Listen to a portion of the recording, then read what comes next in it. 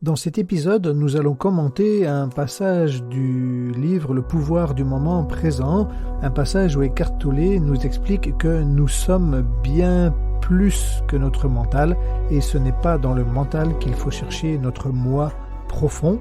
Ça va nous amener à parler de non-dualité et ça va nous amener également à commenter une fameuse phrase de Jésus qui disait « Vous devenez un rameau coupé de la vigne ». On va explorer le sens très profond de ce propos. Ça va nous amener à faire un détour évidemment par la profondeur du bouddhisme et de l'ensemble des voies d'éveil que sont les grandes religions. Donc on va parler de nature de l'esprit, on va parler de l'un, de non-dualité, on va se régaler. Ravi de vous retrouver au cœur de cette saison où nous commençons à décortiquer ensemble le livre Le pouvoir du moment présent, le best-seller d'Eckhart Tolle, vendu à 11 millions d'exemplaires et traduit en 51 langues. Bienvenue sur le pouvoir d'éveil des commentaires de texte, le podcast qui vous donne toutes les clés pour tirer le meilleur des enseignements des sages réalisés sans y passer des heures. Prenez le temps d'aller loin, haut et profond. Je m'appelle Arnaud Perdré, on m'appelle aussi Lama Getsche, car j'ai un long parcours traditionnel dans le bouddhisme tibétain depuis 1992, c'est-à-dire depuis plus de 30 ans. Avec en particulier 5 années de stricte retraite complètement coupée du monde, dont la traditionnelle retraite de 3 ans et 3 mois, à l'issue de laquelle on peut nous qualifier de lama si on consacre une partie de notre vie à la transmission. J'ai créé et j'anime l'Académie Toucher le Bouddha, au sein de laquelle l'objectif est clair: t'accompagner au plus vite vers l'expérience concrète de ta nature de Bouddha, c'est-à-dire le premier degré d'éveil sur le chemin vers l'éveil en 5 stades.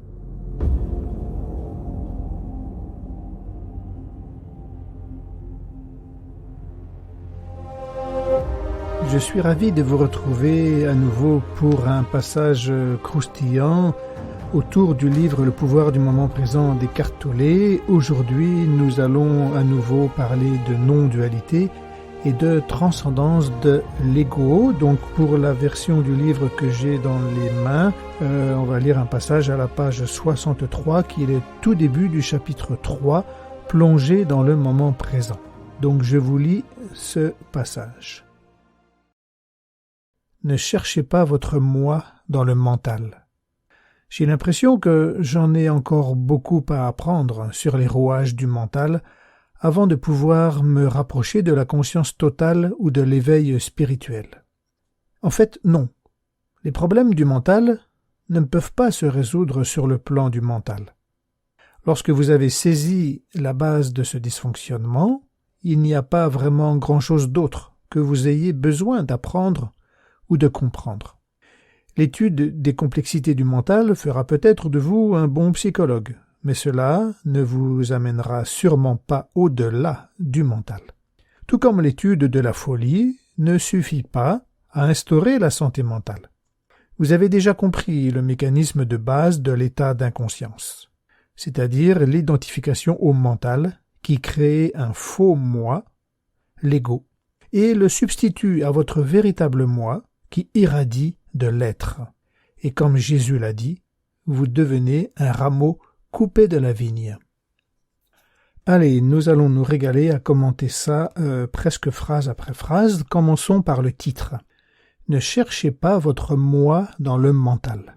Alors ici, le moi ne signifie pas cette instance psychologique, cette partie de la psyché qui caractérise une certaine partie de l'individu. C'est pas le sujet. Ici, le terme « moi », dans le cadre des réflexions qui nous mobilisent autour de ce livre d'Eckhart Tolle, ça signifie notre être profond, notre dimension divine la plus large et la plus profonde possible, notre nature profonde, la nature de l'esprit, appelons ça comme on veut, mais ce n'est pas cette petite partie égotique, puisqu'il va opposer l'ego à ce moi qu'il faut qu'on cherche ailleurs. Donc, qu'on ne se trompe pas, attention. Là, on n'est pas en train de parler du moi en lien avec le surmoi, etc. C'est pas le sujet.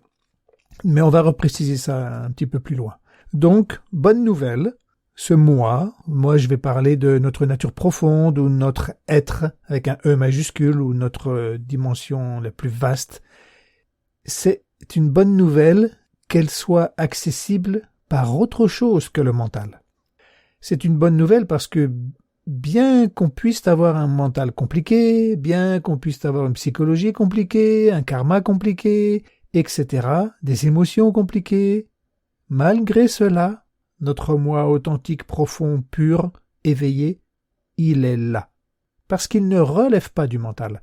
Évidemment, le mental, les émotions, les conditionnements vont être des obstacles à la reconnaissance, à la connexion à ce moi profond.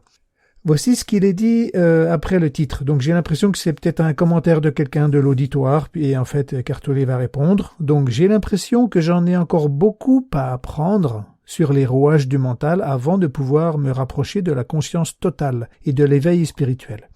Donc en effet, c'est courant comme pensée de penser qu'on doit vraiment réfléchir, étudier, apprendre des choses compliquées pour atteindre la conscience totale ou l'illumination. Mais comme cela ne relève pas du tout du mental, eh bien bonne nouvelle, non, on n'a pas besoin d'avoir un QI extraordinaire, on n'a pas besoin de connaître des bibliothèques de livres en entier, on n'a pas besoin d'être un érudit spirituel, bouddhiste, mystique ou autre. Non, l'approche de l'éveil peut passer par autre chose que le mental, fort heureusement. Donc voici ce que dit Maître Eckhart. En fait, non. Les problèmes du mental ne peuvent pas se résoudre sur le plan du mental. Lorsque vous avez saisi la base de ce dysfonctionnement, il n'y a pas vraiment grand-chose d'autre que vous ayez besoin d'apprendre ou de comprendre. Donc, quand il dit « les problèmes du mental ne peuvent pas se résoudre sur le plan du mental », ce qu'on peut entendre par là, c'est que lorsque notre attention se porte sur un objet particulier, que ce soit un objet extérieur ou un objet intérieur tel que les pensées, les sensations, les émotions, si notre attention se porte d'une façon ordinaire sur ces objets-là, extérieurs ou intérieurs, alors notre esprit est cela. Dans le bouddhisme tibétain, on dit notre esprit est ce sur quoi se porte notre attention. Mais si cette attention elle est ordinaire et non transcendante, eh bien, si notre attention se porte sur les pensées, et donc ce à quoi on s'identifie, moi, je, notre ego, notre histoire, notre tempérament, si notre attention est fixée là-dessus, nous sommes cela. Si on n'a pas une vision profonde, transcendante de cela, eh bien on va être englué dans ces choses-là. Donc si on est englué dans ces choses-là, ça n'a pas de fin. On est comme magnétisé, pris dans une trappe, pris dans un piège, on est agglutiné, aggloméré autour de ces pensées, nous nous identifions à cela, et on ne peut pas les transcender, on ne peut pas s'en libérer. Donc l'éveil va nécessiter un saut quantique pour que notre attention s'oriente dans une toute autre dimension qui intègre les pensées, mais qui est bien plus vaste. Et en vérité, en se connectant à ce qui est bien plus vaste que les pensées, eh bien on va accéder à un état où on n'a pas à apprendre, on n'a pas à réfléchir, on a juste à contempler, mais ici contempler signifie plutôt un silence intérieur présent qu'une réflexion intellectuelle. Il n'y a pas vraiment grand-chose d'autre que vous ayez besoin d'apprendre ou de comprendre. L'étude des complexités du mental fera peut-être de vous un bon psychologue, mais cela ne vous amènera sûrement pas au-delà du mental. Il y a des personnes qui se connaissent par cœur. Elles savent que, tiens, dans telle situation, il va se passer ci, elles vont réagir comme ça, et puis ça va générer des émotions qui vont durer telle durée, et puis il va se passer ça comme sensation, et puis elles vont réagir comme ça. Elles se connaissent par cœur. Et elles savent que c'est l'ego et la saisie de l'ego qui est la source de tout ça. Mais savoir tout ça par cœur ne les libère pas du phénomène émotionnel.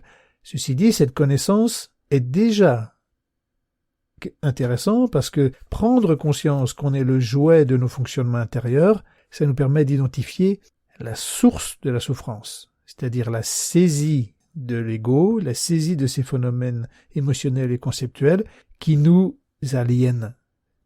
Et donc, dans un second temps, il va falloir faire un pas de plus pour aller observer la nature de ces phénomènes, c'est-à-dire, tiens, les émotions, les sensations qui se manifestent en moi. Puisque c'est ça le problème, c'est ça la cause de la souffrance, la saisie de l'ego, la saisie du soi, qui génère toutes les émotions. Si la cause c'est ça, alors il va falloir que j'examine peut-être plus en profondeur ce que c'est. C'est ce qu'a fait le Bouddha. Le Bouddha a constaté que les êtres endurent la souffrance, qui vient, les émotions perturbatrices, C'est la première vérité qu'il a énoncée. Et puis il s'est dit, alors s'il y a des souffrances, il faut que j'examine en profondeur ces choses-là pour voir quelle est leur cause. Et il a trouvé une cause unique, qui est la saisie du soi, moi, je, cette petite graine viscérale. Et donc il a dit, la voilà la cause qui va générer et endurer la souffrance. Donc si c'est ça la cause, habillée par plein de conditionnements, mais la racine, la cause, c'est ça, la saisie, moi, je. Alors le Bouddha s'est dit, il faut que je plonge dedans et que j'examine ce que c'est. C'est quoi, moi, je? Et il a constaté que c'était une pensée, des sensations qui émergent au sein de quelque chose qui est bien plus vaste que ça. Dans cette partie qui est très vaste de notre conscience, de notre esprit, dans cet espace vaste, vierge, nu, s'élève cette fameuse sensation moi-je. Mais moi-je, c'est un phénomène dans ce réceptacle qui est bien plus profond, vierge, nu. Et donc notre vrai visage, c'est cette dimension vierge, nue, profonde, dans laquelle s'élève cette sensation, ces pensées moi-je. Alors, revenons au texte. Donc, tout comme l'étude de la folie ne suffit pas à instaurer la santé mentale. Vous avez déjà compris là, le mécanisme de base de l'état d'inconscience, c'est-à-dire l'identification mentale qui crée un faux moi. Donc on en est là, j'étais en train de parler de ça. On a l'habitude de s'identifier à nos pensées. Je suis comme si, je suis ça, j'ai tel prénom, j'ai tel passé, tel tempérament, tel métier, tels amis. Et donc tout ce qu'on se raconte au sujet de nous-mêmes, c'est un discours élaboré qui a pour base nos expériences passées, nos conditionnements, notre tempérament, mais tout ça c'est un discours élaboré. Et si tout ce discours s'évapore, qu'est-ce qui reste? Nous ne disparaissons pas pour autant. Donc nous sommes cette présence dans laquelle tout peut se manifester en termes de pensée, d'identification, d'émotion, d'histoire intérieure. Nous sommes tout ça, mais nous sommes surtout le réceptacle. Nous sommes le réceptacle vierge et vide qui est doté de présence parce qu'on est lucide. Lorsqu'on est présent mais sans pensée, nous sommes nous-mêmes, mais il n'y a pas tout le lot de pensées où on va s'identifier à ceci, cela, tel tempérament, telle crainte, tel espoir. Donc nous sommes et le discours à notre sujet et le réceptacle qui accueille tout ça. Mais le vrai moi qu'est en train d'évoquer Eckhart Tolle, notre vrai moi, par opposition au faux moi, le vrai moi, c'est cette dimension vaste, vide, profonde et présente. Ça, c'est une identité, c'est pas une identité, c'est une nature, une présence, une lucidité qui est inaltérable comme l'espace et comme le diamant. Et au cœur de cela, il va y avoir un discours qui pourra varier en fonction des jours, des années, des moments, des époques de notre vie. Donc, ce à quoi on s'identifie et qui est changeant, c'est ça le faux moi. Et puis cette base neutre, profonde, pure comme un miroir, ça c'est notre vrai moi. Quand vous étiez enfant, vous aviez un courant de conscience qui est relativement différent de celui d'aujourd'hui. Lorsqu'on a 10 mois et lorsqu'on est adulte, on n'a pas du tout le même courant de conscience. Alors certaines personnes qui vous connaissaient quand vous aviez 10 mois diraient tu avais tel tempérament, et puis aujourd'hui on reconnaît un petit peu la même énergie, les mêmes éclats de rire, les mêmes mimiques du visage, les mêmes attitudes. Donc énergétiquement, oui, il y a des choses qui demeurent. Notre charisme ou notre tempérament bouge très peu au fil de notre vie, enfin peu, c'est relatif, mais ce qu'on se raconte au sujet de nous-mêmes, maintenant en tant qu'adulte, et ce qu'on se racontait ou pas étant tout petit, c'est très différent. Donc, c'est notre faux moi qui change, et il changera encore avec notre pratique spirituelle. Donc, ce à quoi on s'identifie sans cesse au quotidien, ça a de la valeur parce qu'on y tient, on tient à notre individu, on tient à notre ego. dans le sens, oui, je suis telle personne, j'ai tel tempérament, telles aspirations, telle valeur, etc. Donc, ça a de la valeur et c'est ok, ça fait partie de notre identité. Mais c'est pas gravé dans le marbre, et fort heureusement. Parce que ça voudrait dire que si on est dans la souffrance, alors on va toujours y rester. Si on est impatient, alors on sera toujours impatient. Si on est dans la colère, on sera toujours dans la colère. Si on est jaloux, on sera toujours jaloux. Non, c'est pas comme ça qu'on fonctionne. Notre esprit est changeant, impermanent. La preuve en est, lorsqu'on s'endort, toutes ces identifications s'endorment. Et le lendemain matin, certaines réémergent par conditionnement, par habitude. Mais la pratique méditative pourra nous amener à les transcender, à les pacifier, à les transformer. Alors, revenons au texte. Vous avez déjà compris le mécanisme de base de l'état d'inconscience, c'est-à-dire l'identification mentale qui crée un faux moi, l'ego, et le substitue à votre véritable moi qui irradie de l'être. Alors, notre véritable moi qui irradie de l'être. Ce que nous sommes, toutes les voies d'éveil, toutes les voies non duelles le disent, c'est-à-dire toutes les grandes religions quand on les étudie dans leur profondeur et leur mystique, toutes les voies disent l'être, ce que nous sommes, c'est l'ensemble de la manifestation. Qu'est-ce que ça signifie? En termes neuroscientifiques, les neuroscientifiques nous diraient tout ce qu'on expérimente ici et maintenant est le rayonnement de nos consciences sensorielles en dépendance des stimuli extérieurs. En d'autres mots, toutes les images que l'on perçoit, les neuroscientifiques nous disent, ces images nous sont données, nous sont générées par le système perceptif, grâce au système perceptif qui, via les stimuli extérieurs qu'il décode, va générer ces images, va générer les sons, les odeurs, les saveurs. Donc, les sons, les images, les saveurs, les odeurs, tout ça, ce sont des rayonnements de nos consciences sensorielles qui se déploient dans notre esprit en dépendance des stimuli. Mais les stimuli et la manifestation sensorielle, c'est pas la même chose. Par exemple, lorsqu'on mange quelque chose, de la substance, donc des molécules physiques, touche notre langue, notre palais. Donc ce contact, c'est un contact physique, donc de molécules avec d'autres molécules. Et dans notre corps, ces molécules physiques sont organisées pour créer un système, le système gustatif. Mais c'est physique, c'est vraiment physique et chimique, biochimique. Il y a des réactions avec la salive, etc. Mais tout ça, c'est donc physique. La biochimie, c'est de la physique. Ces particules et réactions physiques envoient des signaux physiques, chimiques, à la langue, au palais, ça arrive au système nerveux et ça remonte au système cérébral. Et là, dans le système cérébral, on est aussi dans une espèce de biochimie et de l'électricité, etc. C'est très complexe. Mais ce qui se passe dans le système cérébral, ce n'est plus ce qui se passait sur la langue.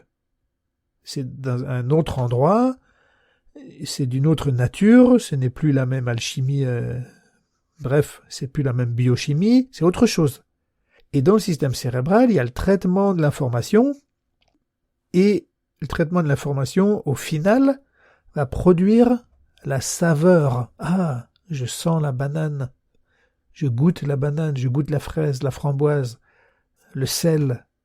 Mais ces sensations-là, elles-mêmes, le goût de la banane, le goût de la framboise, le goût du chocolat, le goût de la sauce tomate, bref, ces phénomènes-là eux-mêmes, les saveurs, ce ne sont pas des molécules. Une saveur n'est pas une molécule. Une saveur, c'est une saveur qui se déploie dans la conscience gustative. C'est votre esprit. Et ça, ce déploiement gustatif dans votre esprit, c'est ça notre vrai moi, dans le sens où c'est notre vrai moi qui irradie de l'être. C'est ça, donc on y arrive, hein? Notre vrai moi irradie de l'être. Qu'est-ce que l'être alors? Eh bien, la saveur qui se déploie dans votre esprit, enfin on va dire dans votre bouche, mais c'est pas dans la bouche la saveur. quand vous l'expérimentez concrètement, elle-même la saveur, c'est l'esprit. C'est un rayonnement gustatif en l'esprit. Mais il n'y a pas d'un côté l'esprit et de l'autre côté la saveur. La saveur elle-même, ressentie, expérimentée, est l'esprit. Elle participe de l'esprit. On appelle ça aussi l'être. Donc la saveur et vous-même, c'est pas deux choses séparées. La saveur qui se déploie est votre esprit, donc est vous-même. Il n'y a pas d'un côté vous et de l'autre la saveur. Donc la saveur en tant que telle est un rayonnement de votre être, de vous-même. Donc vous êtes la saveur. Donc généralement on s'identifie à ce corps physique, à nos pensées, mais on ne s'identifie pas aux saveurs. Souvent on se dit c'est la banane que je sens, c'est pas moi. En fait, c'est pas la banane que vous avez, c'est pas la banane que vous sentez au niveau de la saveur, c'est votre propre esprit qui génère l'odeur de la banane, la saveur de la banane. Donc c'est ça, le véritable moi qui irradie de l'être. Donc vous êtes la saveur ressentie à l'instant T. Puis s'il y a plusieurs saveurs en bouche, vous êtes ce bouquet de saveurs. Donc nous sommes les saveurs et vous, ce n'est pas deux. Les odeurs, il en est de même. Les odeurs et nous-mêmes et vous-même, ce n'est pas deux. Les images de notre environnement sont le déploiement de notre esprit. Les images de l'environnement et soi-même, ce n'est pas deux. Les images de l'environnement sont les rayonnements visuels de notre être. C'est notre être. Mais on n'a généralement pas la connaissance de ce type de réalité. On est dans la vérité relative et fort heureusement qu'on fait la distinction entre notre corps physique et puis la manifestation, le monde des objets. Sinon on serait un peu bizarre, mais réaliser la profondeur des voies mystiques va nous amener à expérimenter que oui, ce que l'on voit c'est le monde, les objets, mais en vérité, ces perceptions visuelles en particulier participent de l'esprit. Donc c'est l'union des deux, l'union du fait que les apparences sont extérieures des objets et qu'en réalité, ces apparences participent de l'esprit. Remarquez bien que je dis les apparences, j'ai pas dit les objets. Je dis pas les objets participent de l'esprit, je dis les apparences objets que l'on voit. Les objets que l'on voit, mais dans le sens les objets apparences que l'on voit participent de l'esprit.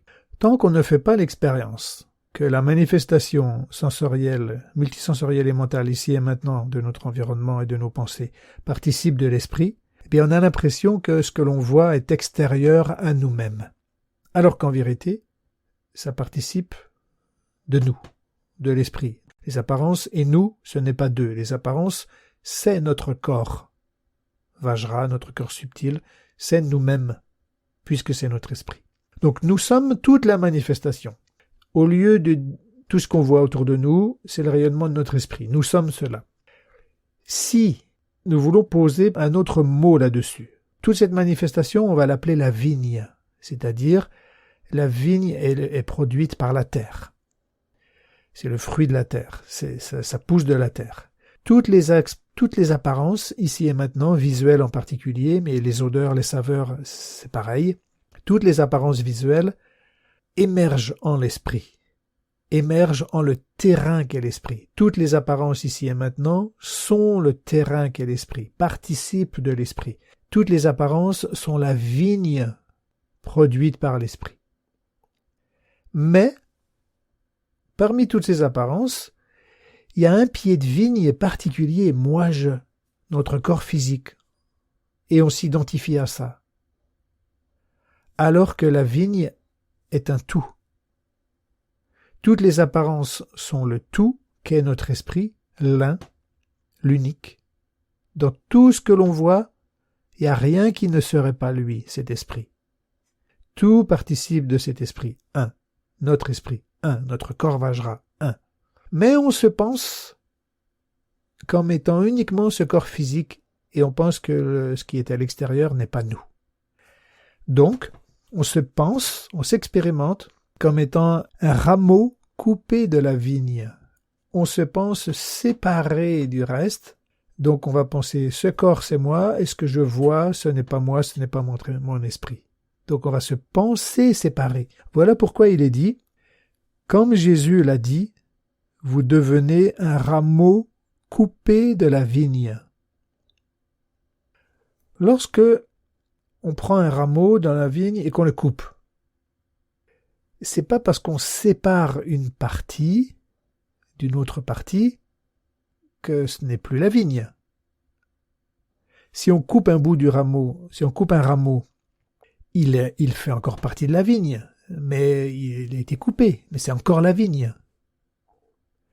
Ben c'est pareil, nous, notre corps et tout ce que l'on voit autour de nous, c'est l'esprit, mais on va se penser différent, fondamentalement, de nature différente, séparés des objets. Donc quand Jésus dit « Vous devenez un rameau coupé de la vigne », il signifie « Vous vous pensez n'être que ce corps physique » et l'ensemble de la manifestation que Pierre Teilhard de Chardin appelle le milieu divin, c'est-à-dire tout l'environnement, c'est ça le milieu divin, on le pense comme extérieur. Et c'est là où j'en arrive à une superbe citation de Pierre Teilhard de Chardin pour conclure cet épisode. Donc dans le milieu divin, un des derniers ouvrages qu'il a écrit dans sa vie, il dit « Autour de la terre, centre de nos perspectives, les âmes forment, en quelque manière, la surface incandescente de la matière plongée en Dieu. » Ça rejoint ce qu'on était en train de dire. Alors, je vous ai dit à plusieurs reprises que l'ensemble de tout ce que l'on voit, ici et maintenant, notre environnement visuel en particulier, ces images-là, participent de l'esprit. Donc moi, je vois mon environnement direct, que génère mon esprit, ma conscience visuelle, en fonction des stimuli propres à l'environnement, mais cet environnement, on ne le voit pas. On ne voit que ce que génère notre esprit. Si quelqu'un vient à côté de moi, lui, il va voir l'environnement, vous allez me dire, il voit le même. Oui, peut-être, mais en tout cas, ce qu'il voit lui, ce sont les images générées par son esprit. Je ne vois pas les images qu'il voit, je vois les miennes, il voit les siennes. Pas en termes d'interprétation, en termes d'images réelles. Si moi je vois un carré bleu, lui, il verra un carré bleu, mais ce sera un carré bleu généré dans son domaine visuel. Moi, je ne vois pas le sien, je vois le mien. Donc, où qu'on soit sur la planète, ce qu'on voit, c'est ce que génère notre esprit. Donc, tous les êtres vivent dans leur sphère individuelle et voient leur sphère individuelle en fonction des stimuli en lien avec l'endroit où ils sont. Donc, tous les êtres sur Terre, y compris les animaux, voient leur sphère individuelle, visuelle en particulier, générée par leur esprit en dépendance des stimuli. Donc, il n'y a aucun être qui verrait autre chose que le rayonnement de sa conscience visuelle. Donc toute l'humanité, en particulier, vit à travers chaque individu de l'humanité vit à travers sa sphère individuelle visuelle en particulier. Et donc nous sommes tous autour de la Terre en train de vivre à travers cette sphère qu'on génère individuellement. Cette sphère visuelle, cet univers visuel personnel que l'on génère individuellement. Comme si on avait des lunettes, vous savez, les lunettes les casques de réalité virtuelle. Donc on est complètement plongé dans un casque de réalité virtuelle et les images qui se déploient dans ce casque sont créées en dépendance de stimuli. Ces stimuli sont traités par le système cérébral et à la fin, il y a une explosion d'images. Et ce que vous voyez maintenant autour de vous, c'est ça, les explosions d'images dans votre casque de réalité virtuelle qu'est votre esprit. Donc nous sommes tous dans notre casque de réalité virtuelle, c'est vraiment ça. Et voilà pourquoi Pierre Teilhard de Chardin dit, c'est ça le sens de ce qu'il dit, et il le dit sans cesse dans son livre de plein d'autres façons, parce que c'est ça le milieu divin. Le milieu divin, c'est vraiment ce que rayonne notre esprit, c'est-à-dire ce que rayonne notre casque de réalité virtuelle, entre guillemets, ici et maintenant. Donc voici ce qu'il dit. Autour de la Terre, centre de nos perspectives, les âmes forment, en quelque sorte, en quelque manière, la surface incandescente de la matière plongée en Dieu. Alors, la matière plongée en Dieu, c'est une expression qui signifie que le yogi, le méditant, a reconnu que ce qu'il voit ici et maintenant est le rayonnement de son esprit et non pas le monde extérieur. C'est le rayonnement de son esprit, donc ce sont des apparences qui participent de l'esprit en dépendance des stimuli, certes, on se répète, mais le yogi ascensionné théiste, lorsqu'il fait l'expérience qu'en effet ce qu'il voit ici et maintenant participe de l'esprit, et lorsqu'il en fait l'expérience, alors le monde conçu ou expérimenté comme extérieur et matériel est perçu alors comme étant participant de l'esprit, donc insubstantiel comme un rêve. Et du coup, ce qui était perçu comme matière solide extérieure est maintenant réalisé comme intérieur, tout spirituel, et c'est ça le milieu divin que Pierre Teilhard de Chardin appelle aussi la matière divine ou la divinisation de la matière. C'est-à-dire la matière qui était perçue comme extérieure est maintenant réalisée comme participant de l'esprit, et lorsque le yogi en fait l'expérience, c'est la divinisation de la matière. Et donc c'est ce qu'il appelle aussi la matière plongée en Dieu. Du coup, Dieu signifierait quoi dans ce cadre mystique-là?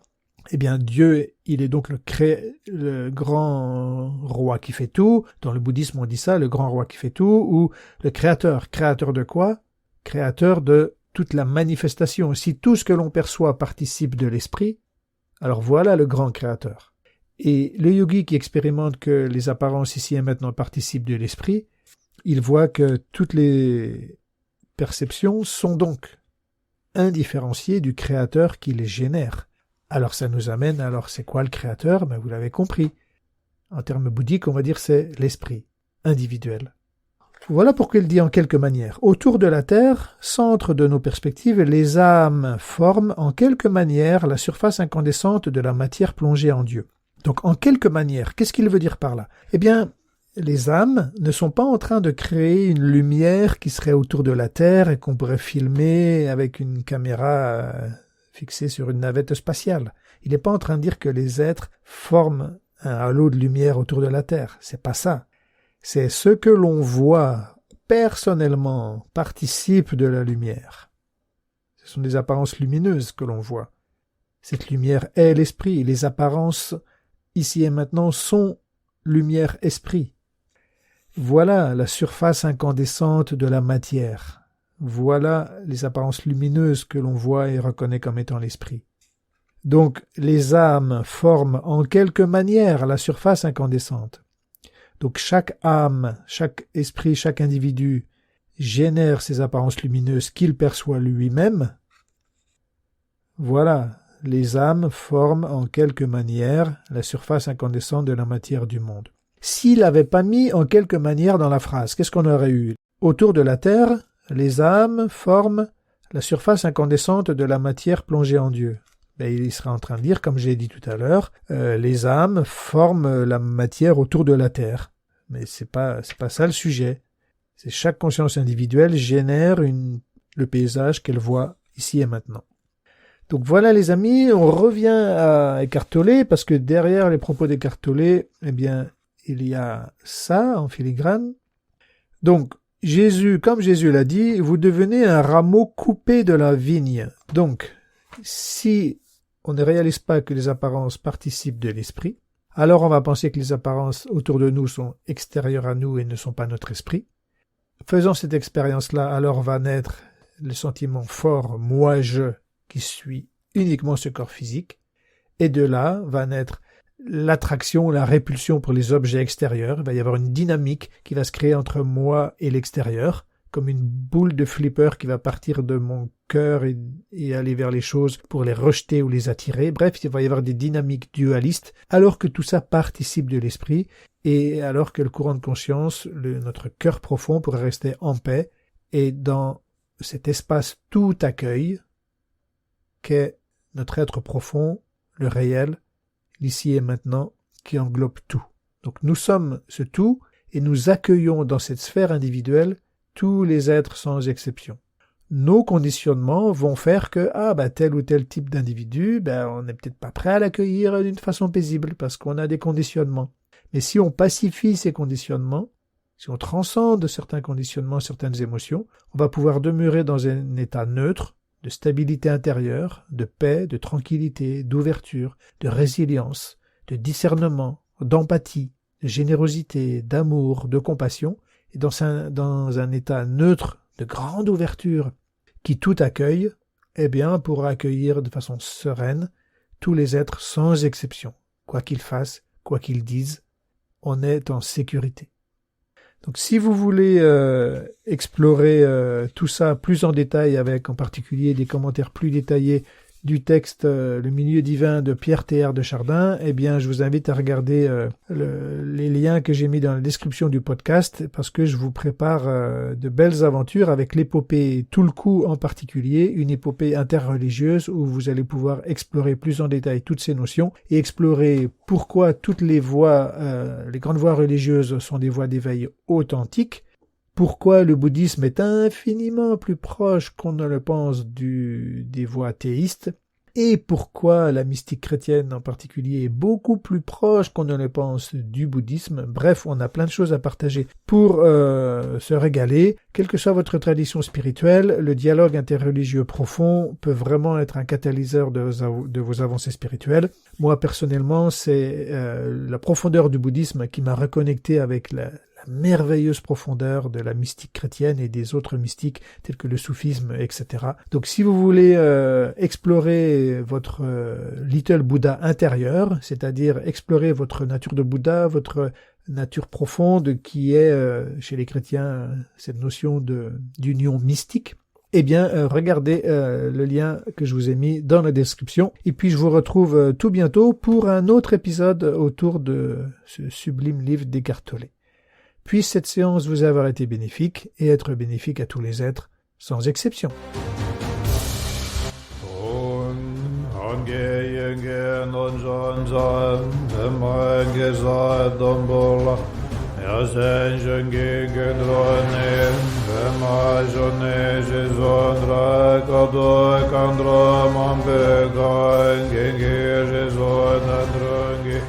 Jengela Jesus ni joy di roje bobla dlo joy da la vanjego Gendolan remba Jesus jodoin di moingen droze maha ben dagoroi bema sindi hongo maha ben dagoroi bema Undren ben da samaya da Tadwa jindim bala ho harim mahari nizarada Riyad darim vivda